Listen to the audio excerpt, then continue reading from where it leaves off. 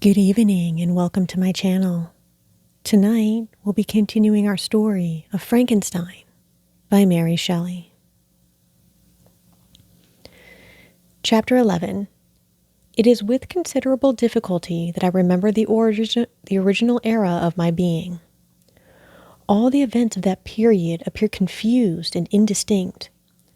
A strange multiplicity of sensations seized me, and I saw, felt, heard, and smelt at the same time. And it was indeed a long time before I learned to distinguish between the operations of my various senses. By degrees, I remember, a stronger light pressed upon my nerves, so that I was obliged to shut my eyes.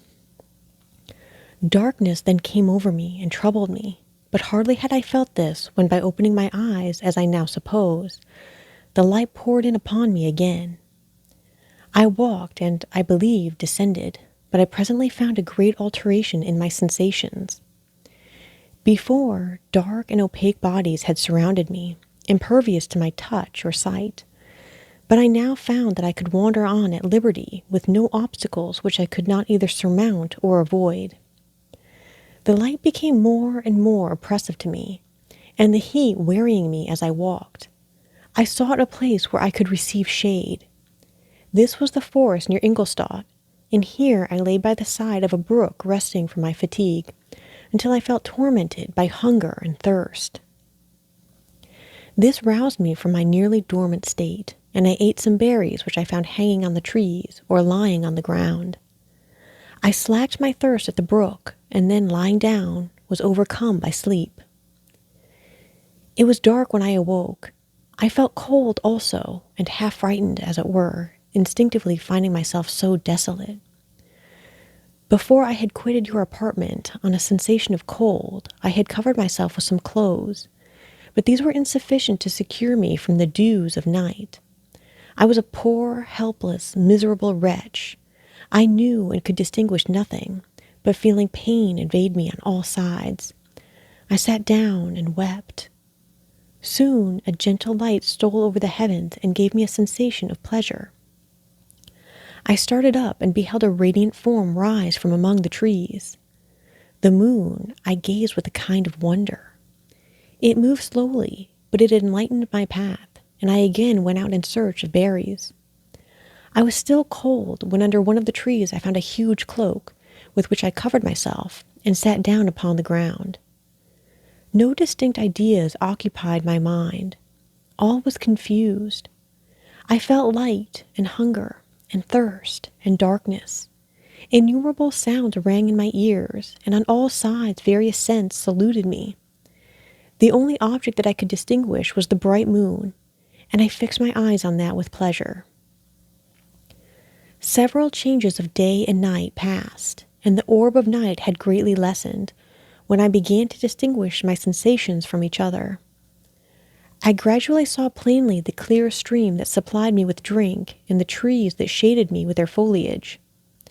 I was delighted when I first discovered that a pleasant sound, which often saluted my ears, proceeded from the throats of the little winged animals who had often intercepted the light from my eyes. I began also to observe, with greater accuracy, the forms that surrounded me and to perceive the boundaries of the radiant roof of light which canopied me.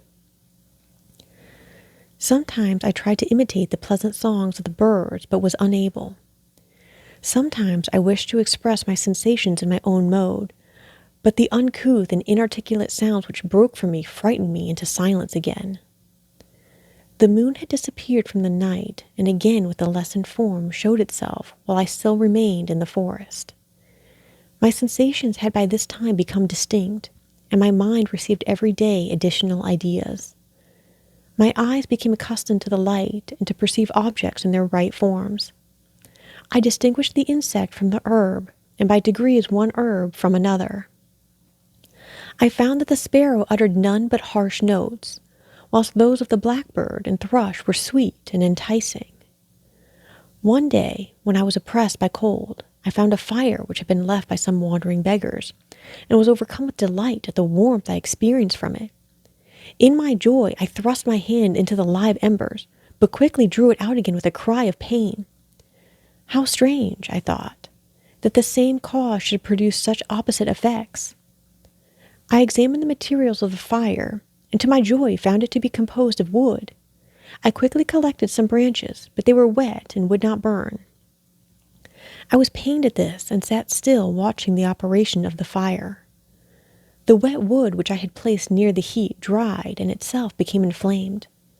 I reflected on this, and by touching the various branches, I discovered the cause and busied myself in collecting a great quantity of wood, that I might dry it and have a plentiful supply of fire. When night came on and brought sleep with it, I was in the greatest fear lest my fire should be extinguished. I covered it carefully with dry wood and leaves and placed wet branches upon it, and then, spreading my cloak, I lay on the ground and sank into sleep. It was morning when I awoke, and my first care was to visit the fire. I uncovered it, and a gentle breeze quickly fanned it into a flame. I observed this also and contrived a fan of branches, which roused the embers when they were nearly extinguished. When night came again, I found with pleasure that the fire gave light as well as heat, and that the discovery of this element was useful to me in my food, for I found some of the offals that the travelers had left had been roasted, and tasted much more savory than the berries I gathered from the trees. I tried, therefore, to dress my food in the same manner, placing it on the live embers. I found that the berries were spoiled by this operation, and the nuts and roots much improved. Food, however, became scarce, and I often spent the whole day searching in vain for a few acorns to assuage the pangs of hunger. When I found this, I resolved to quit the place that I had hitherto inhabited, to seek for one where the few wants I experienced would be more easily satisfied. In this emigration, I exceedingly lamented the loss of the fire which I had obtained through accident, and knew not how to reproduce it. I gave several hours to the serious consideration of this difficulty, but I was obliged to relinquish all attempt to supply it, and wrapping myself up in my cloak, I struck across the wood towards the setting sun. I passed 3 days in these rambles, and at length discovered the open country. A great fall of snow had taken place the night before, and the fields were of one uniform white. The appearance was disconsolate, and I found my feet chilled by the cold, damp substance that covered the ground. It was about 7 in the morning, and I longed to obtain food and shelter. At length I perceived a small hut on a rising ground, which had doubtless been built for the convenience of some shepherd. This was a new sight to me, and I examined the structure with great curiosity. Finding the door open, I entered. An old man sat in it near a fire over which he was preparing his breakfast. He turned on hearing a noise, and perceiving me, shrieked loudly, and quitted the hut, ran across the fields with a speed of which his debilitated form hardly appeared capable. His appearance, different from any I had ever before seen, and his flight somewhat surprised me. But I was enchanted by the appearance of the hut. Here the snow and rain could not penetrate.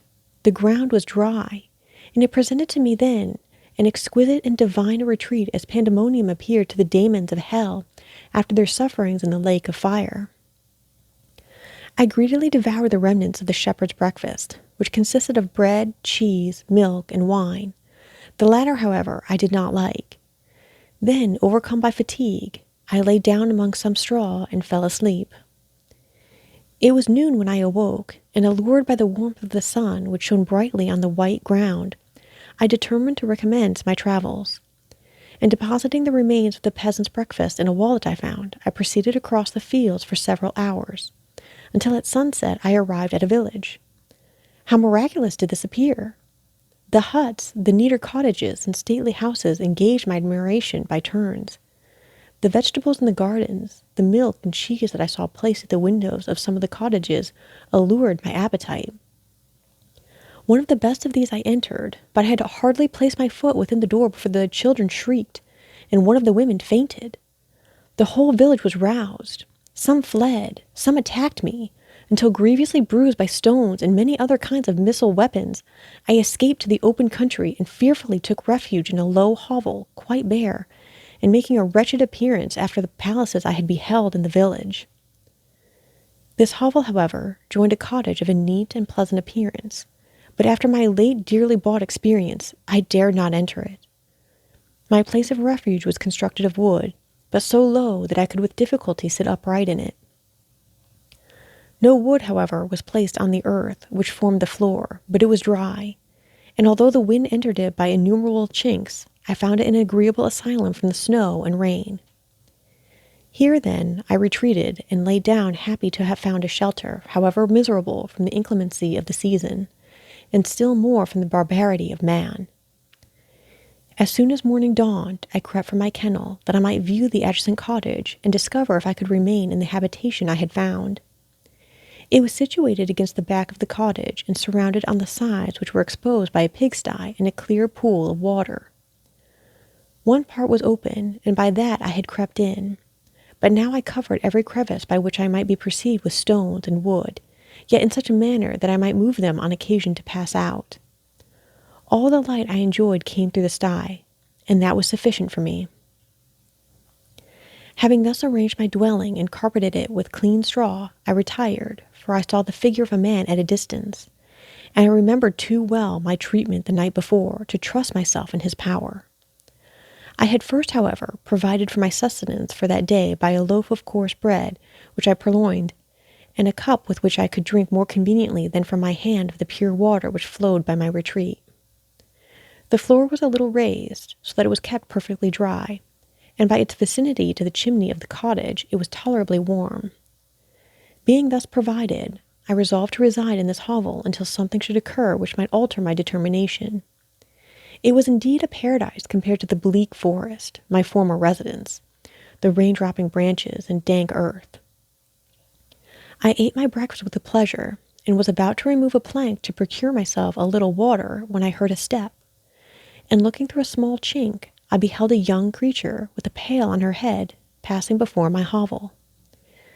The girl was young and of gentle demeanor, unlike what I have since found cottagers and farmhouse servants to be. Yet she was meanly dressed, a coarse blue petticoat and a linen jacket being her only garb.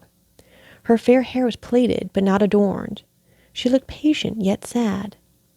I lost sight of her, and in about a quarter of an hour she returned bearing the pail, which was now partly filled with milk. As she walked along, seemingly incommoded by the burden, a young man met her, whose countenance expressed a deeper despondence. Uttering a few sounds with an air of melancholy, he took the pail from her head and bore it to the cottage himself. She followed, and they disappeared. Presently I saw the young man again, with some tools in his hand, cross the field behind the cottage, and the girl was also busied, sometimes in the house and sometimes in the yard. On examining my dwelling, I found that one of the windows of the cottage had formerly occupied a part of it, but the panes had been filled up with wood. In one of these was a small and almost imperceptible chink through which the eye could just penetrate. Through this crevice a small room was visible, whitewashed and clean, but very bare of furniture. In one corner, near a small fire, sat an old man, leaning his head on his hands in a disconsolate attitude. The young girl was occupied in arranging the cottage, but presently she took something out of a drawer, which employed her hands, and she sat down beside the old man, who, taking up an instrument, began to play and to produce sounds sweeter than the voice of the thrush or the nightingale. It was a lovely sight, even to me, poor wretch who had never beheld aught beautiful before. The silver hair and benevolent countenance of the aged cottager won my reverence, while the gentle manners of the girl enticed my love. He played a sweet, mournful air which I perceived drew tears from the eyes of his amiable companion, of which the old man took no notice until she sobbed audibly. He then pronounced a few sounds, and the fair creature, leaving her work, knelt at his feet. He raised her and smiled with such kindness and affection that I felt sensations of a peculiar and overpowering nature.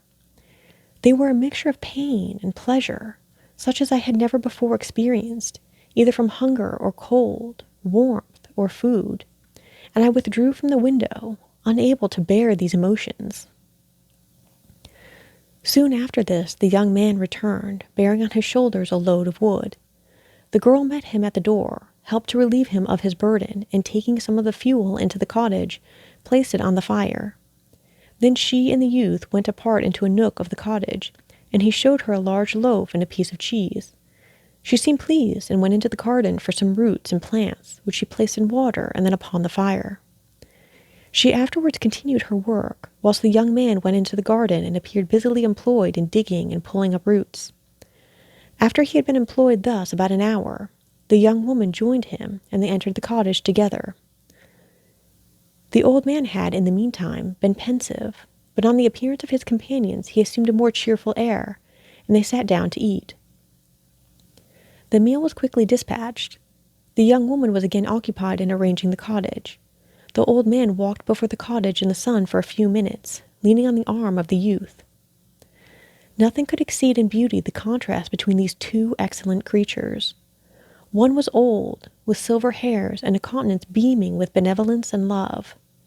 The younger was slight and graceful in his figure, and his features were molded with the finest symmetry, yet his eyes and attitude expressed the utmost sadness and despondency. The old man returned to the cottage, and the youth, with tools different from those he had used in the morning, directed his steps across the fields. Night quickly shut in, but to my extreme wonder, I found that the cottagers had a means of prolonging light by the use of tapers, and was delighted to find that the setting of the sun did not put an end to the pleasure I experienced in watching my human neighbors. In the evening, the young girl and her companion were employed in various occupations which I did not understand, and the old man again took up the instrument which produced the divine sounds that had enchanted me in the morning. So soon as he had finished, the youth began not to play, but to utter sounds that were monotonous, and neither resembling the harmony of the old man's instrument, nor the songs of the birds.